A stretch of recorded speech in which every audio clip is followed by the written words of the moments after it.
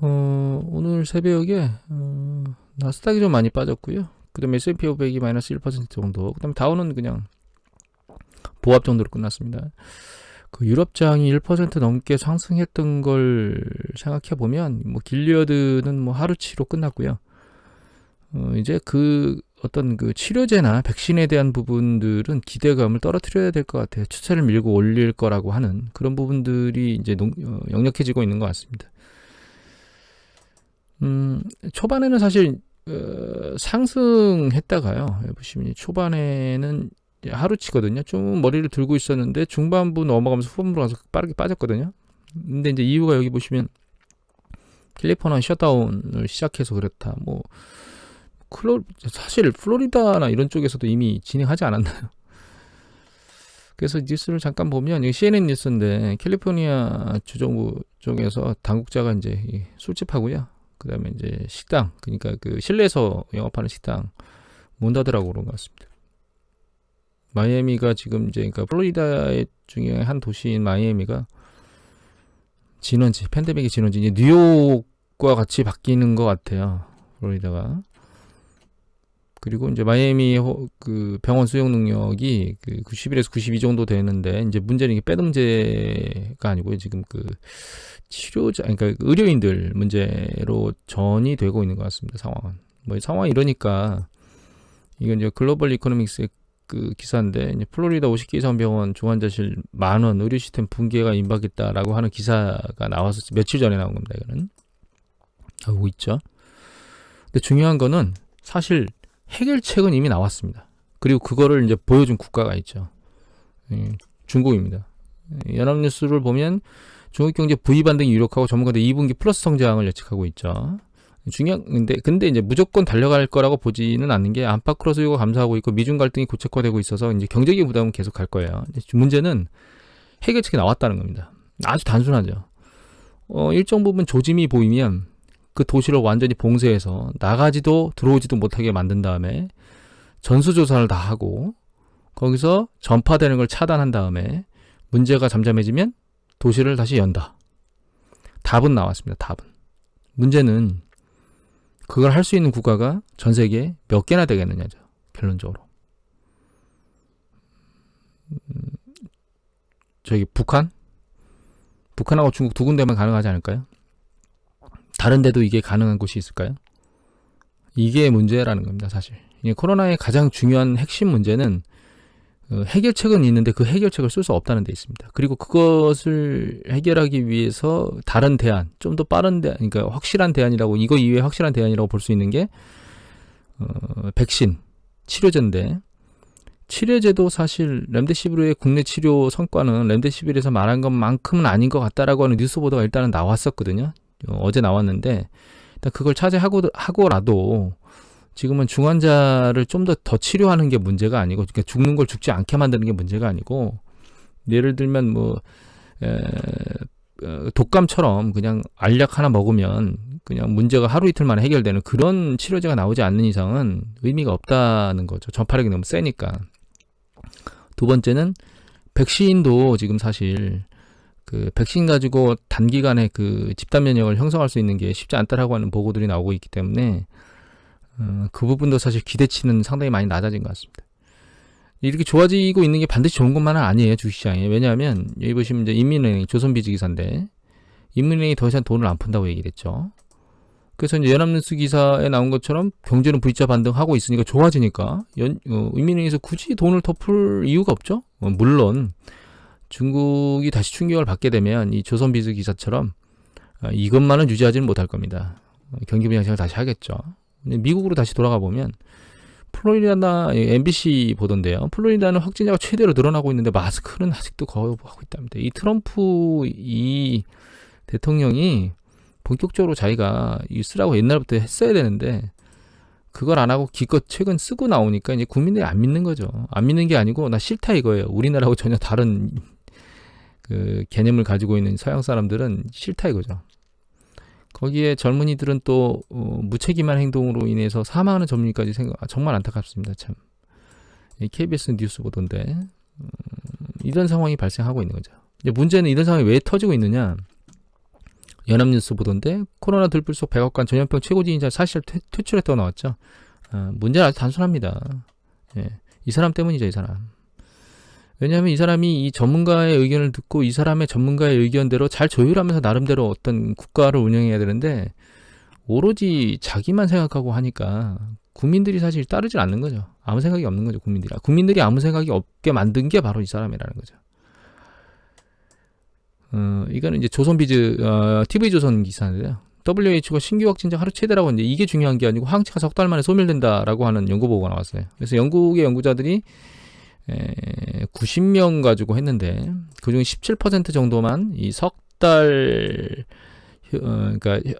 석 달 넘어 효력이 남아 있고 나머지는 석 달 지나면 항체가 아예 없어진다는 뜻이에요. 물론 제가 알고 있기로는 그 감기 백신도 한 서너 달밖에 안 되는 걸로 알고 있거든요. 그런데 이제 감기 같은 경우는 독감은 겨울철이 지나면서 잦아들잖아요. 근데 코로나는 사실 지금 계절하고 상관없는 게 나왔기 때문에 그럼 백신은 뭐 석 달마다 한 번씩 맞아야 된다는 뜻이야. 뭐 이런 게 지금 이해가 되는 거거든요. 그리고 또 그 전파력이 그러니까 그 변이가 발생하면서 이 변이가 발생하면 그거에 대응하는 백신의 효력은 또 낮아지겠죠. 그럼 새로운 백신이 나와야만 그걸 하기 때문에 결과적으로는 답이 우리가 계속적으로 우리 당국자들이 얘기하고 있는 거리두기, 생활 속 거리두기가 결과적인 답인 것 같아요. 그리고 뭔가 확산되면 그쪽 지역을 이제 폐쇄하고 뭐 이런 형태가 지금 한국이 가장 잘 코로나 사태에 대응을 하고 있는 게 아닌가 저는 기사를 보면서 그런 생각이 계속 듭니다. 이런 데 혼란 속에서 안 열 수가 없죠. 이 뉴시스 기사인데 학교 열어야 되잖아요. 열어야 되는데 와, 이게 열 수도 없고 안 열 수도 없고 난리가 아닙니다. 퇴직도 그러니까 교직을 그만두는 거죠. 그래서 여기 보시면 뭐 교육장관은 지원금 삭감한다고 얘기하고 그러면 반대로 소송할 수도 있다고 얘기하고 교육단체는 정치관이 과학적 근거로 해라. 그러니까 지금 제가 이런 기사들을 정리하는 이유는 아주 단순합니다. 이게 미국이 혼란의 도가니에 몰려 있고 그거를 어떤 축을 잡고 끌고 가는 사람도 없어요. 그래서 결과적으로는 대선이 끝나서 뭔가가 만들어지지 않으니까 그 대선이 끝나가지고 트럼프가 낙선이 되고 바이든이 들어오면서 이제 행정부 쪽에 있는 어떤 공무원들이 어떤 기준을 잡는 그런 패턴이 되기 전까지 미국은 굉장히 혼란스러운 상황을 지속할 것 같아요. 트럼프가 사실 낙선되고 나서도 무슨 짓을 할지는 모르지 않습니까? 그것도 참. 그래서 이제 결과적으로 이제 파우치 소장이 얘기했죠. 재확산되는 줄은 재봉쇄해야 된다는 거죠. 지금 부분적으로 재봉쇄하는데 이게 부분적으로 재봉쇄하는 게 과연 효과가 있을까요? 저는 그런 생각도 개인적으로 합니다. 중국처럼 완전히 그 도시를 완전히 막을 수는 없지만 그건 아니더라도 도시 자체의 기능을 일단 정지시키는 행위, 그 4월달, 3, 4월달에 했던 그 행위는 이 확산되는 재확산이 빠른 주는 해야 되는 게 아닌가 이런 생각을 개인적으로 합니다. 그 미국 전체를 위해서. 근데 그런 행위들을 안 하고 있는 것 같아요. 미국 주 같은 경우는. 플로리다는 이 공화당 소속 주지사거든요. 이 난리를 치고 있는데도 불구하고 뭐 제가 기사를 보니까 캘리포니아에 있는 갑자기 생각이 안 나네. 디즈니랜드는 재개를 하지 못하게 했는데 플로리다는 재개를 했잖아요. 아주 공화당 쪽이 아주 난립니다. 이거 이제 이코노믹 리뷰 안에 있는 기사인데요. 아주 정리를 잘 해놨거든요. 미 증시를 옥죄는 세 가지 공포가 있는데 부양책이 지원되면 문제가 생긴다는 거죠. 그 다음에 코로나 재확산이 문제고 그러면 이제 더블 D 올 수 있다는 거죠. 근데 이 안에 기사 중에서 제가 보여드리고 싶은 건 이 부분이에요. 이 보면 WHO의 모델에 따르면 미국 코로나19 신규 확진자가 8월 말 10만을 얻게 된다는 얘기. 그러니까 현재 방역 활동이나 이런 걸 강화하지 않으면 이게 이렇게 해서 10만까지 추세를 이렇게 만들 거라고 생각을 한다는 거예요. 파우치 소장이 이미 얘기했었죠. 10만 명을 보더라도 놀라지 않을 것이더라고. 그래서 상황이 녹록치 않게 흘러가고 있다라는 생각이 들고 또 한 가지는 이게 지금 7월 말이잖아요. 근데 가을에 이제 그 독감하고 유행할 것이다. 뭐 이런 얘기를 하고 있잖아요. 그러면 과연 그때는 얼마나 더 심각할까 이런 생각들을 하게 됩니다. 이거 이제 그 조선비즈 기사인데 미국 중앙은행 재무 줄다기로 발목기 중소기업 지원책 늑장 대응되나 이렇게 나왔는데 여기 보시면 밑에 이 기사가 중요합니다. 이 기사의 내용 이걸 보여드리려고 찾았는데, 대출 요건이 공개된 이후에도 여러 차례 개정을 거쳐서 지난 16일에야 6월 16일에 접수 신청을 받기 시작했어요. 중소기업한테 그 대출 지원해 주는 겁니다. 보스턴 연방준비은행 이달부터 운영하기 시작했는데 이달 8일까지 이 프로그램을 통해 대출 받은 기업은 제로랍니다. 제로. 또 한 가지는 연준 측이 정부의 손실 위험이 커지더라도 대출 문턱을 낮춰야 한다고 주장하는데 재무부는 보수적인 접근법을 보수하고 있다. 이렇게 되어 있습니다.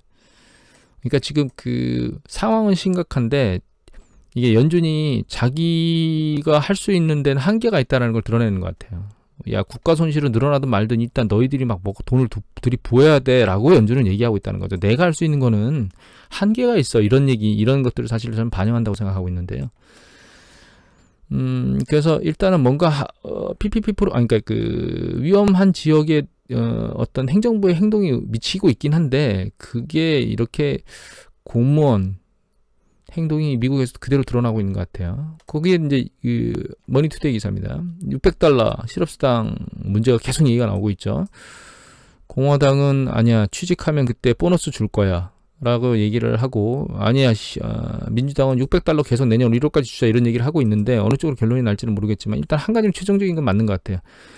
뭉칫돈을 한번 주자라고 하는 거, 지난번에 줬던 것처럼 그거는 이제 얘기를 하고 있는데, 그거하고 그 다음에 이제 주당 실업수당을 더 주는 게 결정이 날지, 아니면 뭐 취업하면 주고 그 다음에 뭉칫돈 주고 이렇게 결정날지, 아니면 한쪽만 결정날지, 이건 이제 상황을 지켜봐야 될 것 같은데, 일단 공화당하고 행정부 입장 쪽에서는 실업수당을 무조건 주는 건 아닌 것 같다 이런 얘기를 하고 있는 것 같습니다. 근데 상황은 생각보다 좀 더 심각하다고 저는 생각하거든요. 이제 이거는 SBS 뉴스인데요. 코로나19로 쫓겨날라 해서 미국, 이거는 계속 많이 보여드렸잖아요. 미국 부동산 시장이 난리가 나고 있다는 것. 그래서 여기 보시면 이제 이코노미스트 영국의 이코노미스트 기사인데, 미국 상업용 모기지가 이거 한번 보여드렸습니다. 딜리컨시, 그 상업용 모기지가 굉장히 연체율이 올라가고 있다는 건 이미 보였고 2007년에서 9년 수준을 넘었었다고 얘기를 하고 있습니다. 그래서 코로나 봉쇄 조치로 단독 상가의 4분의 1, 단독 상가의 4분의 1, 쇼핑몰 입주자의 절반, 레스토랑 60%가 임대료를 제때 못 내고 있다고 추산하고 있답니다. 이거 이미 많이 보여드렸죠. 아파트먼트 리스트에 보면 내가 이제 아예 못 내는 사람, 부분적으로도 못 내는 사람, 부분적으로만 내는 사람, 거의 뭐 5, 6, 7이 뭐 30%대를 계속 진행하고 있고, 그래서 집에 쫓겨날 걸 걱정하는 사람이 굉장히 늘어나고 있죠. 보시면 6월 달에 이 정도 걱정하고 있는데 7월 달에 이렇게 걱정하고 있어요. 이거 임대사업, 이거는 이거는 임차에서 사는 사람, 이건 집을 가지고 모기지를 내는 사람인데 거의 20% 넘는 사람이 쫓겨날까 봐 걱정하고 있다는 겁니다.